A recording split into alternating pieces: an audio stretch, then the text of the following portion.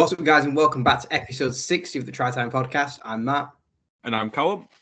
And this is the 60th episode off the cuff special. Now, as you can see, I've got rid of the decadent purple/red backdrop, and we're continuing the hotel tour around the UK for the pods. Hopefully, we'll be back in the studio relatively soon because I'm not going to lie, I've kind of missed it. Yeah, I'm going to say it's always a different sort of pod when we're in studio, but I mean, life is also a thing at the same time. You know, you're working away a lot. We're both working a lot generally and stuff. So remote can just be easier. Yeah. So for my fan club, we're down in the Big Smoke at the time of recording. In corporate life, life is fine. Might have one of the fanciest hotels in London, but not to flex on this. So what you're in? My economy's outgrown rugby league. Yeah, I mean, I'm well and truly in union territory, aren't I, at this point? I'm going to say where you're recording this from Mayfair, isn't it? Where you are? I am in the Mayfair. Yes, I don't mind saying by the time this goes out, I've left again. And I am in the glorious northern town of Heckmondwike whilst recording this. There's not much difference, is there? I mean, I've got a lovely view over the Royal Parks, and you've got probably. Well, I don't know, your view of your opposite swapping the cars around for work. Yeah, I'm gonna say there's not much, but that has just reminded me I need to put the bins out tonight. So because I've just had a look out a window and see. Live the high life at the podcast, everyone. Oh God, don't tell me that sun's going to cause me a problem. But yeah, kind of. Obviously, since we were rugby league geniuses and predicted the Broadbent to KR to come out in between recording and release, which is exactly what happened. Yeah. Nothing else has happened at the time of recording, and inevitably we will miss something big before this goes out. But obviously we can't talk about it now because we don't know what it is. Yeah, I mean, we're recording this. All I'm going to say is either fair play or it's a big loss to whoever that is. Yeah. Sunday night, so after both our teams have played today, so we're in very both of us probably wishing that we didn't play today. Not going I don't actually know why I've still got this on, by the way, but I kept it on for the recording. Yeah, here we go. 3 days later, you're that upset by the result, you've not even bothered to change clothes yet. I've just been just depressed since, but no, it's fine. That's rugby league for you, isn't it? I think at the end of the day, but what a sport of depression. Yeah, I mean, we can get into this, before we go on to championship later or whatever. I was just gonna say, I think it's interesting the way that, and I think I spoke to you about it a bit last week when we were coming back from York, the way that I feel like in the championship, and being a Bradford fan, I feel like teams or fans don't expect to lose, and their loss is like the world's ending. Whereas you look at Super League and you're like, a team like, for example, Huddersfield are pretty much they're probably going to get playoffs now, and I think they might have just over a 50% win percentage in the Super League, which is great. And they've lost games. Obviously, you lose games, but I feel like in the Championship, or maybe it's just Bradford fans, but I feel like everyone just catastrophizes whenever you lose a game, and it's the worst thing. It's teams beat you. It happens. You lose games of rugby. I don't know. It's just been a thought on my mind this past week, and then it's been solidified today when we've lost. So yeah, it's not great, but I'm thinking about the feeling of lose. I don't know the feeling of lose. I'm getting deep here. You can tell I've had a few pints. Yeah, I'm going to say we're also contrasting in locations. Given I've got the bougie coffee machine, and he's 5 pints deep and drinking out of a Bull's cup to try and remind him of the glory days. I'm actually, you know what, for the visual, I'm actually drinking out of a Sparta Prague cup. We'll see. We've even switched sports now. Oh, I'm not. No way. I'm drinking out of a Bulls cup after today's. Well, today wasn't even that bad, to be fair. But... Well, should we start in Super League before we get to the Championship and find out what's really upsetting you? I mean, Harry's supposed to be here, by the way. He just cannot be bothered to log on. Who's that, Harry? Yeah, of course. Oh, well, I mean, can Harry be asked to do out nowadays? Well, I'm going to quote what was on his social media yesterday, as it was quite I think, very Harry thing to put. It was, hardest question I've had to ask myself all day. Do I go to our game against Widnes tomorrow? Obviously, it's been on Saturday. Might just pretend it's not on. Yeah. Some fan. Wish you pretended it wasn't on now, I reckon. Nah, I mean, we'll go on to that. Let's do Super League first. Super League, right. We had a Thursday game this week again, didn't we? Yeah. Pleasant to see back, actually. I missed them. St Helens and Huddersfield kicked us off for the week. I've got to say, fair play Huddersfield, because finally it looks like Ian Watson is looking less of a fraud. Yeah, I mean, it seems like they've actually... The whole thing at the start of the season was they blow away the shit teams. They just don't even show up against the good teams, but they're really showed up here, and really they should have done better. I mean, there's a whole Jake Connor thing where he's like, gone up complaining to ref as Clark scooted over, and it's a bit one of them in it. That really. is Jake Connor, though, isn't it? Let's be honest. Like, he plays with his heart on his sleeve, and it can win you games or it can lose you games. And on this example, it's probably cost Huddersfield the 2 points. But I think in the first half, I did watch part of this game, and Jake Connor looked great. Like, I think Huddersfield as a whole looked really good. I just think it's almost like in that second half, the fear factor came back of, shit, it's Saints. What do we do? And because you watch him against some of the lower teams. And I mean, I'm not saying Leeds are necessarily a lower team, but like, it was an open game that they'll play good. Like Huddersfield, they're not afraid to throw a ball about. Hence why Swift is like top try scorer in Super League or whatever, if he still is. I think he's at least up there, isn't he? Let's be honest. Yes, that's because it's probably gone away since Hanley got injured. Yeah, well, yeah, because Hanley started off shit hot as well. But yeah, they throw the ball about, but then in that second, like, they do seem to still have that sort of fear factor around the big teams. And he's not got the average highest tries per game, though. Is that Hanley? Now the Riley Lum special at 2 tries in 1 game. Oh, well, fuck it. Here we go.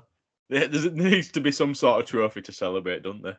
Down at Edinburgh. I've got to have some form of optimism. So I don't get it on the pitch most weeks. But yeah. No, really good from Huddersfield. And actually,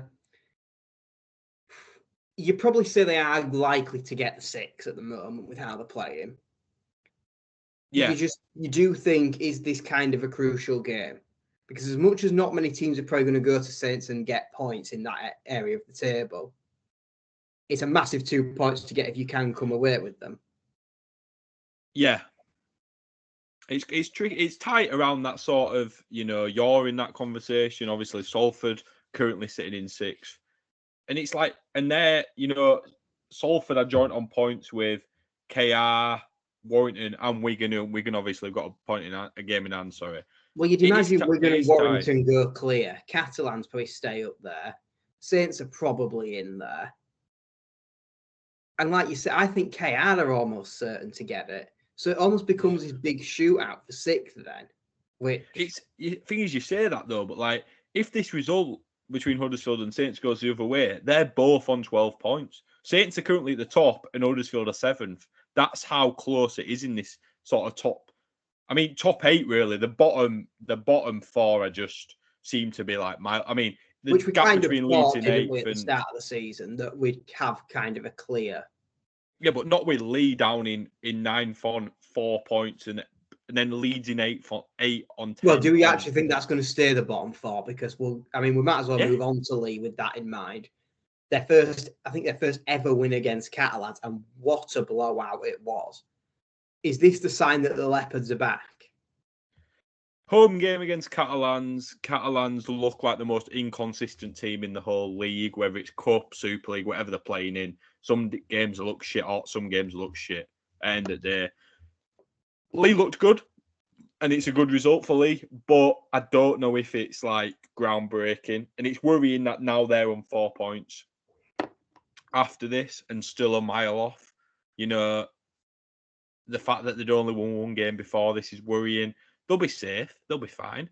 But I don't see him challenging anywhere, really. I don't see it. And Catalans will be there or thereabouts in playoffs come end of season. I think Lee will probably still have something to say in the outcome of this playoff race. They need a run. They need a run. A good run of a win. They're very capable of that. Oh, no, I'm going to say it's not like they're a terrible team. They're definitely the best of that bottom 4. Well, yeah, I mean, is that a competition?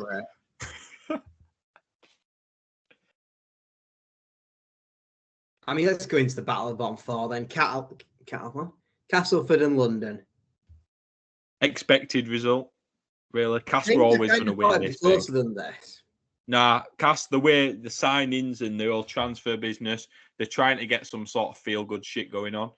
I rate it, and they were always, for me, going to win this. And Cass at home, they're a team that can always compete. Like we saw it at Leeds when they played Leeds early on when we were there. They competed for a good 40.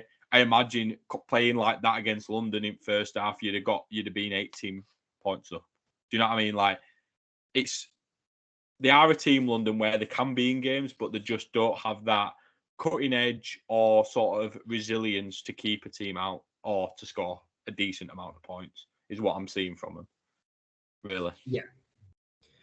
Yeah, it's worrying for London because this is probably one of the games they were most likely to win. Oh, it's a 4-pointer, isn't it? Not relegation 4-pointer, but it's a bottom end 4-pointer at least, because I know no one really. We don't know relegation how that's going to work necessarily yet, but no, I mean we will touch on that obviously when we know more about it, but as of yet we are all still clueless. Well, that'll be it now, won't it? Monday evening, IMG announce what's happening for relegation and Willoughby. We're going to have to do an emergency pod if that's the case, aren't we? Yeah, let's not touch on it too much, then I guess in case all is said. But so there's definitely a third game on Friday, and I've completely forgotten. Well, actually, I would say I've got them up now, mate. So the shock you can take over this because I've forgotten everything. The KR Wigan. Yeah, the shock of the round, arguably. KR 26, Wigan 10. I don't know. I always thought KR would win that, to be fair. No, I always thought they could, but in the fashion that they did, not expected. But Wigan seem a bit susceptible to. I think Wigan know what it takes now. They know that they don't have to win every week to be there in grand final, and they know that. Well, you do wonder, don't you, if that's the case? Yeah, because we've seen it with Saints in past. Like they've had off weeks, and they're still going a fucking piss league, don't they? Let's be honest. Like there's like no team in a modern day elite sports competition. What would you say? You lose games of rugby. Like, yeah, I mean, it's for Wigan, a loss to KR is not going to define where it might define where they finish in the table, but it's not going to ultimately define the playoff ambitions. Oh no, definitely not. They'll be there. I mean, I still think they'll be league leaders. Realistically, I think it's good for Super League. This, like I say, the top end it's really tight. It's good. It's what you want. Like people say Wigan and Saints are a mile above everyone else, and realistically, yeah, they are. But you don't want to look at a table and see that. Clubs that can compete. I mean, I think your KR do everything basics very well, and they're one of those sides that can grind out results without too much difficulty. I think you've got Warrington, who at their best are playing at the same standard. Yeah, I mean that's a good transition over to Warrington, who obviously another bit of a shock. Salford beating Warrington after Warrington's good result. Like this is a thing, everyone's beating everyone, and it's great because I almost feel like we haven't truly had this for a couple of years, where all the as a Leeds fan, I don't feel like that. We're beating nobody. Yeah, you're almost on the periphery of it, though. I think like any of them teams currently in that sort of top 6. And 7, I guess, if you want to include Huddersfield in it. But I think Leeds is a different situation altogether. Yeah, we have the team that can do and the coaching structure that doesn't allow us to. Yeah, I mean, you beat Catalans, you lost at KR, but that were a close game. And they're the sort of games that I'm talking about where the good rugby games that you want to watch. I want to turn my telly on, and if I'm watching Salford Warrington, I don't want Warrington to be 20-0 up. Well, Salford have already beaten Saints this year as well, don't forget. So this is a second big scout for them. Oh yeah, definitely. But then they had no players half the time in the before the season started. We were all wondering how they get a squad together. Oh, fair play, Salford. Massive. Honestly, I did not expect this at all from them. I expected them to have the sort of staying. Yeah, that's big news as well. Yeah. But I expected them to have the sort of start that Lee have had, where they've started slow and eventually will grow into the season. But they've done well. But like I say, against London, they looked really bad. Like London was in that game for large parts, So I kind of thought the opposite. But I thought it would start off okay and now begin to die as like the squad depth and things became a bit more of a problem. But actually, I think this just shows that they can still turn it on. And is there a bit of actually playing to your opponent here? yeah, oh no, definitely. I think they are a team that can rise or fall to the level of the opponent. Like we've seen them get absolutely destroyed by KR and stuff. We've seen them, only scrape past London, but then we've seen them go and beat Warrington. We've seen them go and beat Saints. We've seen them compete really close against Leeds on opening day. Like they're a team that they're in. Like as a Salford fan, you kind of it's a blessing and a curse. Like you're in every game, but some at games like against London, you're probably thinking, I'd love to see us, play some good rugby here and score big points, like other teams do against London. But they haven't done. But they're still in a good spot on the table. So. That's true. So, but I mean, and then I guess that takes us on to today's game as of recording, and the one that you've got a horse in, Hull against Leeds. Obviously, Leeds scraping past Hull. Yeah, I think I won't go into the full thing, but my basic summary of this was largely, I will obviously take the 2 points. I'm very happy that we did get the win. I doesn't feel with any confidence that we've built towards the top end of the table. In some ways, it's better that we didn't lose because obviously it keeps that gap the same. But you do kind of think this is merely just clouding the mirror of Rowan Smith's tenure. Yeah. It's not like we've gone and put 50 unanswered points on them and kind of done the number in just a different way to how Saints did, for example, at which point you're probably saying, well, it's clear Leeds know how to play when they can get their game going. FC looked like winning at parts of that game, and this is probably the first time we've said FC looked like winning since they played London and actually did win. And arguably they looked like losing that game. Yeah. Yeah, it's not good. London next week will be interesting because I kind of think you would imagine this is another 2 points coming. You'd hope so.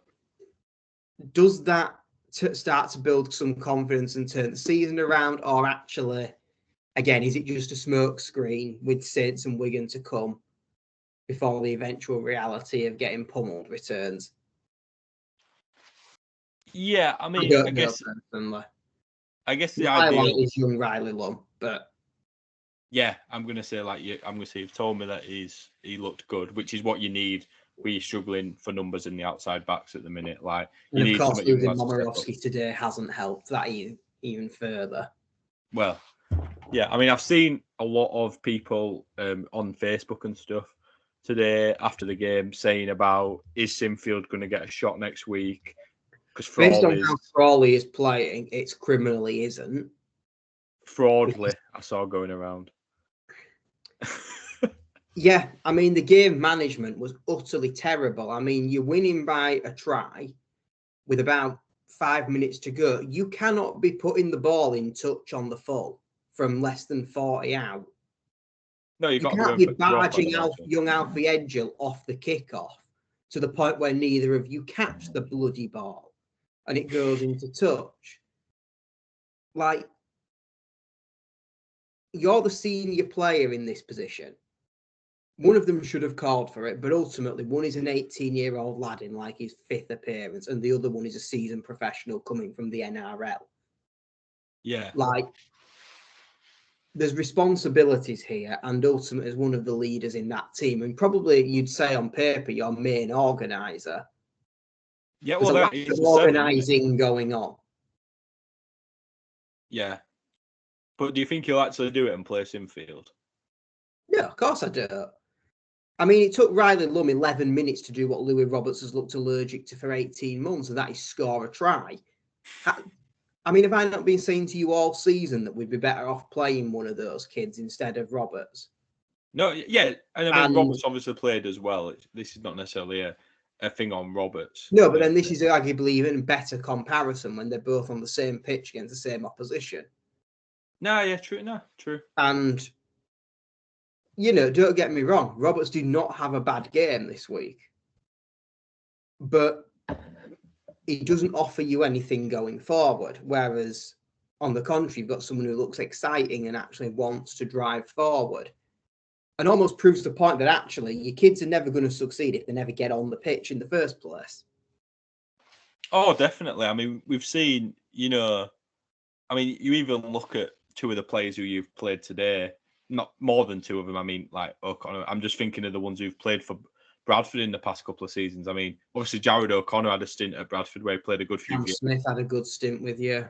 Yeah, like this is the thing, like the players need this experience. And and we've spoken before about it, how Sinfield seems to be a player that you just not let him play anywhere other than in the reserves, it's a weird He's allowed dynamic to play where for the first team against Castleford, but against nobody else other than Castleford, it seems. it's weird to me because it's like you were never worried about loaning Lily out. It was almost like the last halfback you had like this come through. Like you were never worried about sending him down to Championship. Like even if you send him a Hunslet down in League One, like I'm interested about how do Leeds actually rank? Do they just think are they trying to wrap him in bubble wraps because they think he's that good, or do they just not think he's good enough? I really don't know. If he's that good, why is he not getting minutes when we have a halfback problem? The thing is, they're never going to drop. Or do they think he's not going to be good enough, and they don't want this to be quite realised?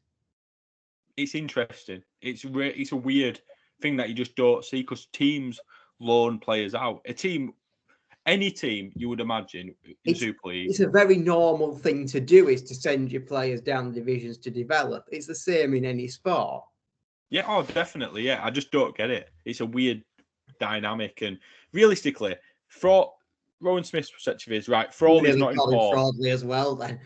Yeah, he's not in form, but London's the worst team in the league. So let's play him in that game to try and get a bit of confidence, get him going. His thinking won't be let's drop him, lose his confidence to play Sinfield, who, if Sinfield does well, is it just because it's London, or do I then have to play Sinfield every week and upset Frawley? And then it's a whole internal politics, which you don't want, because they're paying Frawley shit hot money out there, let's be honest. Frawley's not on peanuts. Which, let's face it, that's where this went wrong from day one, because he was never worth paying shit hot money for. No, you'd have been better getting someone who was just like a stopgap until Sinfield's ready. Like, Croft There's is a great. number of other super halfbacks we could have got to play numbers. I mean, for Christ's sake, I'd rather have bloody Tom Gilmore there. You love Tom Gilmore. You'd rather us have Tom Gilmore there than he wouldn't have kicked you off the pitch. Yeah, well, that's true. There's a lot of halfbacks in Championship who I think could do a job as a stopgap. I mean, but we could have got a number of players. I mean, are you telling me that if you're Adam Clune, you're probably not going to at least consider an offer from Leeds before signing for Huddersfield? I feel like Adam Clune's what you expected in Matt Frawley. Well, I don't think it's what I expected. I think it's what the club expected. Yeah, like what the club expected when they got, because Clune's been a really sort of solid player and a good figure as well. Like off the field, he's done everything you'd expect him to do and stuff. Which is a good overseas signing, to be fair, from Huddersfield. That probably goes under the radar because it's don't get me wrong. He might have still chosen Huddersfield if the finances and stuff were better anyway. But you don't look at Leeds and just turn your nose up straight away. Oh no, he'd have considered it. Yeah, if the offer's there and on a par, you consider it.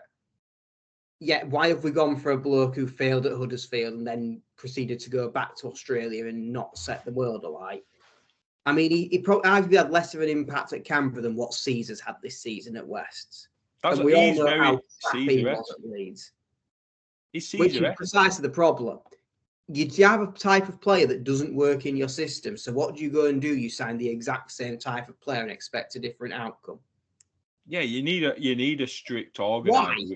There isn't many strict organisers in the game. I mean, Mark Sneed is the ultimate one, but you're not getting him from Salford. Maybe he signed for a halfback from Salford. But well, I don't actually know. Because to be fair, we wanted something different to Austin. We got Croft. I think Croft has been a good fit.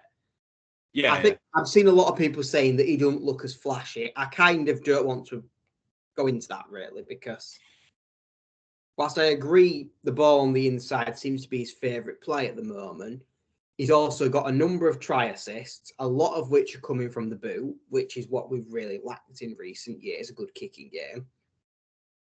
I think he's probably better than Frawley at the organising kicks, which is shocking because that's not what he's there to do. Yeah, that's Frawley's job. But like you look at his previous seasons, and he's always started a season off slow. Croft doesn't like the churny up sort of mucky pitches that start the season off. He's always played better as it's gone on. The weather's got warmer, the ground's got that bit firmer. Probably a bit like Lockie Miller's going to do. Yeah. Oh no, definitely. Yeah. So I think I do with that in mind, Croft is doing nothing different to how he played at Salford. And that is start the season off a bit slower and really come into his own. Probably around the summertime. For all his game doesn't look like it relies on running around and firm ground. And that's a bit more worrying because that looks like that's somebody that's not necessarily going to get better as the conditions improve. Yeah, I'm not. I was always a bit optimistic about the signing, but I'm not. I was never that convinced. Well, I kind of said I'm not blown away by it at the time. I'm willing to give him the shot, but he's not yet taking it. Oh, we'll have to see. I mean, realistically, he's going to get the season to change everyone's perspective. Well, he's got a 2-year deal, and it's let's see what happens. I don't really see anyone wanting him if we want to cut him off early. Yeah, I mean, he'd probably do a job at Cass. Honestly, I'd take the swap deal for Richardson at this point. Yeah, maybe that's what I'm saying, though. That's the sort of half you needed just to be a stopgap. You don't need to buy you don't need 2 overseas halfbacks. What other team has 2 overseas halfbacks? There's going to be another team now, but you can see where I'm coming from, can't you? Yeah, I am now thinking about this. I mean, the big uns don't, which is probably tells you everything you need. I was about to say what an FC rocking, but no one's ever fit, have they? Because Truman's not played in about 16 months. I mean, Smith's the only one who's ever fit, to be fair, and none of them like him, which I don't think's fair, to be honest, because I think Morgan Smith's fine. Had a decent game against Leeds today. Yeah, exactly. That's what I mean. He's fine. But realistically, the answer is none of them do. who've London got alongside Campagnolo? I can't imagine it's an Aussie. Meadows, in it, so no. Yeah. But yeah, like I agree with you. And it feels very much almost like we need to find somebody to swap with Tuilolahea kind of situation. Where cut your losses early before it becomes a big problem. Yeah, and I mean, you might find a good deal out there, but I think with the way that quota spots are like gold dust nowadays, I just can't see anyone else wanting him. Unless and he's never going Championship, is he? I'm not being funny, but he's not. Even though I could probably name you 5 halfbacks in Championship better than him. Swap deal for Lily? I wouldn't. Go for Balls fans would bite your hands off for that. This is an all different conversation though now. Now, to be fair, I probably would take that. But I know would I? I don't know if I would. Have you watched him recently? I shouldn't be considering this. No, you really shouldn't be. He's terrible. No, but that's the thing. That's how bad he is that I'm considering it. I should be Super League halfback, overseas player, big money. Obviously, he'd be good at, do you know what I mean? But he's not. I mean, there's a lot of other halfbacks who are better than him at Championship. Because I don't think... I'd rather have Bradford and Matt Orford in that position. Oh, yeah. Why not? We all know how his second season went. Who else did we have that were fucking failure? Mark Herbert. He came over and did something, didn't he? God, that's a name I've not heard in a long time. Christ, even that film. We've had some shit halfbacks, mate. I mean, you'll be after fucking John Davis, won't you, mate? Yeah. Not after his clanger against York. Well, he didn't play today, and we're still... He's injured, isn't he? Yeah, I mean... Should we move on to the Championship anyway? Yeah. Because I feel like we do way too much dissecting of Leeds as failures. I mean... This is becoming the rambling of a rhino podcast at this point. Wow. But yeah, we'll just say the big talking point of the championship this week is, of course, Tom Holmes is back. Yeah, we put a tweet out about that when it was announced. Like, that is genuinely brilliant to see. And it's crazy though, isn't it? How quick that, like, neither of us expected it to be this quick. No, and it's crazy. And he's come back and he's playing better than an overseas quota player, number 7 on big money. Yeah, I mean, he scored today for us. It wasn't Yeah, the hardest really nice moment. I mean, yeah, it it great. doesn't really matter who makes a try, does it? He also got a yellow card, but ignore that bit. Yeah, yeah, it was definitely. Someone's told him that he don't need. He can stop fighting now. He wasn't meant to fight other players. Yeah, to be fair, it was a tackle off the ball, and it wasn't. But I mean, if we were going on Bradford and Widnes are good. Like, they're a solid team that are going to probably get playoffs. I think Bradford will get playoffs. One of us predicted Widnes's rise up the table, I will say. Yeah, I mean, they've got a solid team, but they've got a team. They don't have individuals, whereas certain other teams in Championship have got individuals who could win you a game. And don't get me wrong, you could say Gilmore's won a game today. I mean, he kicked 2 drop goals. It's good. It's one of them. I don't know really how to feel about this, because we should have the draw was probably the fairest result, but we was also in a position where we should have just saw the game out. It's difficult, but I think both teams realistically are going to be there or thereabouts. Like, it's one of them. Hopefully we go there. I wonder if we see this exact game in about 6 months' time, don't you? What, in playoffs? Yeah. You'd hope so. This were a cracking neutral game of rugby. Well, we'd just do a hat trick at Oddsall this year. Oh, fuck off. Honestly, at this point, we won't finish above them, so it won't be at their place. But, I mean, we're looking at other results. We'll go away from I don't want to speak about Bradford too much, because I think Widnes, Bradford, they're both based on enough ranting about our own clubs, please. Yeah, that they're both playoff teams, because there's a lot. I mean, we want to talk about a team that's not a playoff team. Is fucking Halifax. I mean, I'm not being funny, but what is going on at that club? I mean, nilled last week? Big loss at home to Swinton, who solid but not playoff contending. Facts are in free fall. I'd argue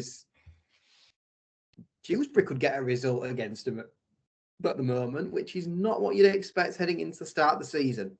Well, Dewsbury are one of the only teams that have actually won. They've only beat, but it's hard. I feel bad saying this, because they've beat Dewsbury and they've beat Batley at home. Batley obviously that's a good result. They're on 4 points. They're only 2 points behind Bradford. Let's be honest, Batley have had a very sluggish start to this season. But they're in games. Batley, like today, they beat York. They ran way closer than most have done.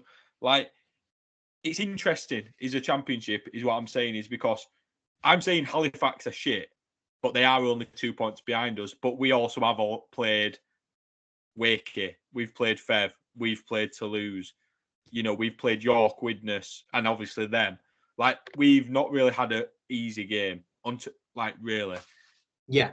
But it's like, what is an easy game? Like, I would have taken 6 points from 12 at start of season, but I would not have expected them to come against Fax and Toulouse. I'd have expected us to have lost them games and won against Widnes and won at York. But that's just how rugby league works. Like, and that's what's frustrating your fans in particular, not to bring it back to Bradford, but like, it comes a lot from beating the teams, like you say, Toulouse, Featherstone, and then going and losing your games that you look at and think this is winnable. Yeah, it's one of them. It's a sign of a really good league. And you look down that league at the minute, and outside of the top, I mean, the top 2, I genuinely think Sheffield could finish second. I genuinely believe that once this new stadium is built, looking at Sheffield as potential Super League team should be an IMG priority. Yeah, because it is a really well-run club, and actually, they've got some pedigree.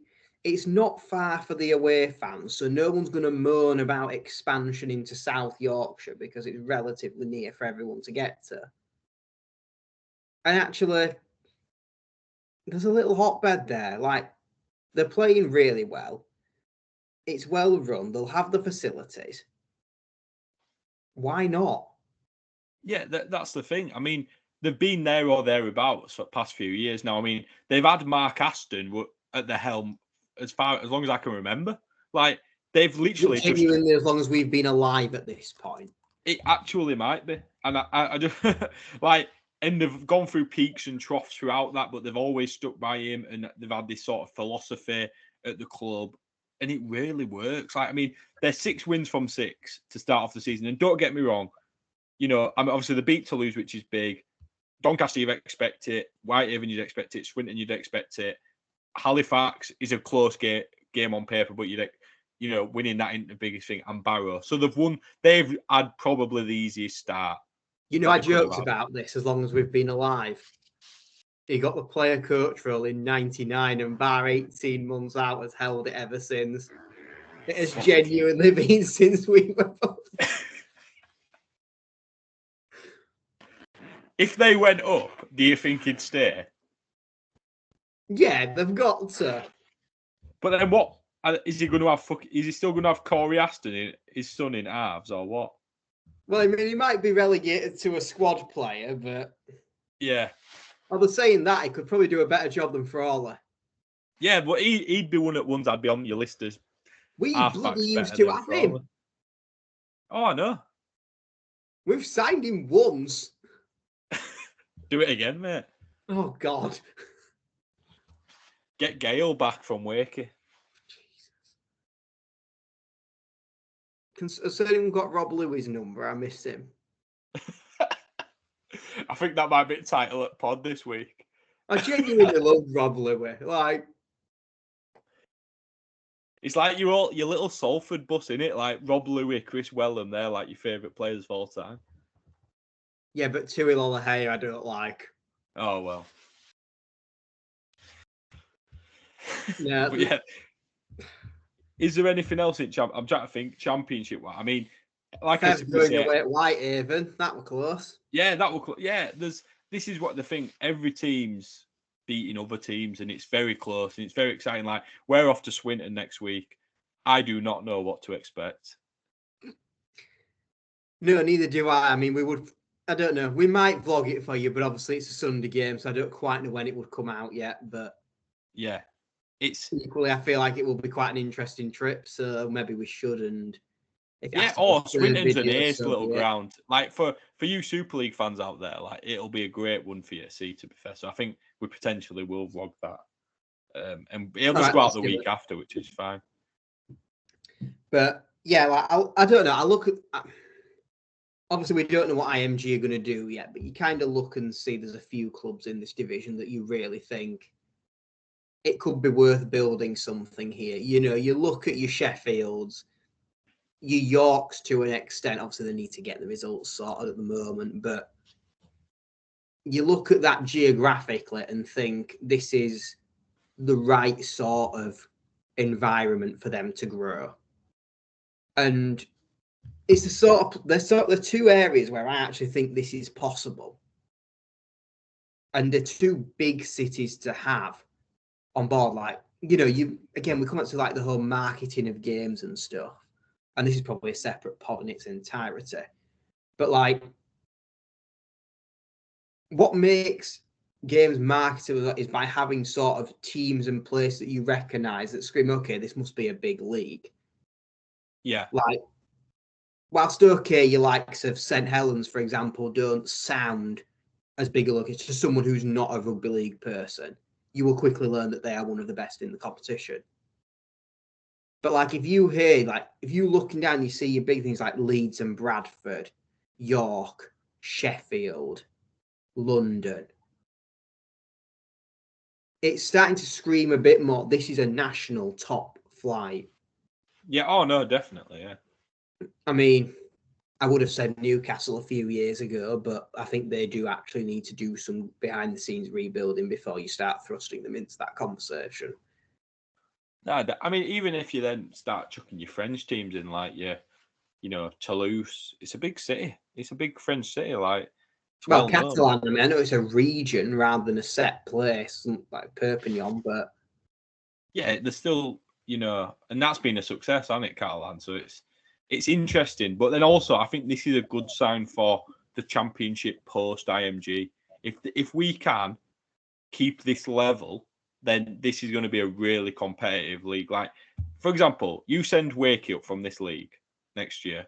You send Wakey up, you drop London down, and let's say that's all they do. Realistically, Toulouse might go Cass down. Let's say that's the only change. well, ranking-wise, we aren't safe yet. No, exactly. But for argument's sake, let's say it's a 1 up, 1 down based on IMG ranking points, and there's no set promotion.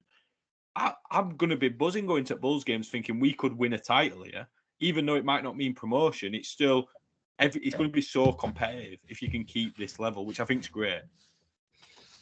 Yeah, I mean, I probably still have my concerns of, is the criteria clear enough on how do you get promotion? Because obviously you remember back to the early 2010s when Featherstone hoovered up championships like Zach Hardacre does cocaine. And